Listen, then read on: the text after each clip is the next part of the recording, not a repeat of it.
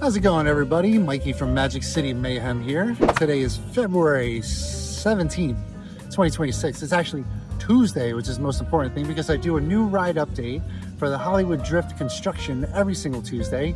Here's a little recap of last week. And this is where I bring you footage from Citywalk and then from the mezzanine of the world's largest Hard Rock Cafe. And then again from the back of the park, kind of near the firehouse, and show you progress of the construction of the Hollywood Drift roller coaster.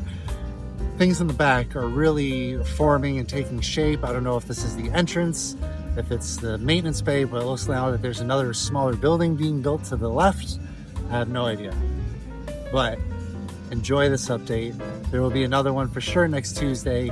If anything crazy happens between now and then, I will post another video.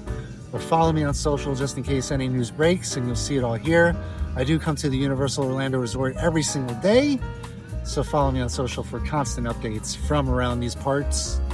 And I'll see you guys next week. Thanks for watching. Bye!